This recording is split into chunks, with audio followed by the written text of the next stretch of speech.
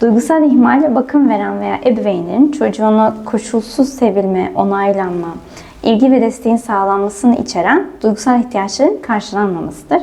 Bazen iyi kıyafetlerin alınması, güzel yerlere götürülmesi, güzel yerlerde yemeklerin yedirilmesi gibi çocuğun fiziksel ihtiyaçları karşılandığında duygusal ihtiyaçların da giderildiği düşünebilir. Ancak ikisi birbirinden farklı ihtiyaçlardır. Duygusal ihtiyaçların karşılanması için duyguların görülüp fark edilmesi ve desteklenmesi önemlidir. Korktuğunda bunda korkacak ne var denmesi, ağladığında ağlamana gerek yok veya çok sevindiğinde şımarma gibi kelimeler duygularını önemsiz ve geçersiz kılmasına örnek verilebilir.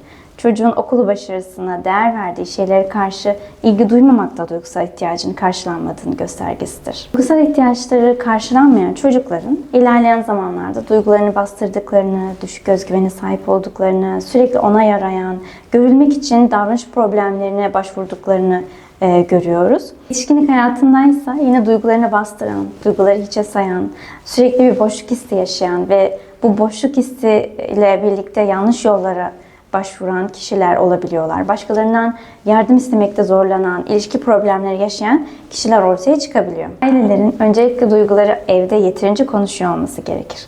Sağlıklı yollarla iletişim halinde olmak, çocuğun da duygularını ifade edebileceği bir ortam hazırlar.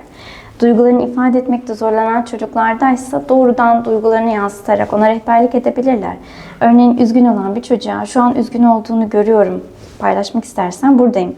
Ya da kızgın olan bir çocuğa arkadaşın böyle davranması seni öfkelendirmiş, bu oyunun senin için ne kadar önemli olduğunu görüyorum gibi duygularını anladığınızı içeren cümlelerle ona rehberlik edebilirler. Ebeveynler yeterince duygularını konuşulmadığı veya duygusal ihmale uğradığı bir evde büyümüşse bunu çocuklarına sunmakta zorlanabilirler. Bu noktada öncelikle istediğimiz ebeveynin kendi çocukluğuyla ilgili farkındalığın artması ve doğruyu uygulamak için kendini geliştirmeye açık olması gerekiyor. Psikolog maalesef çok yeterli değil hala. Ancak son yıllarda psikolojiye olan ilişkinin artmasıyla bilinçli ebeveynlik kavramı yaygınlaşmaya başladı. Yine de duygusal ihmal hala devam edebiliyor. Çünkü fiziksel olarak net görebilirken ise daha çok ruhsal izler bırakabiliyor.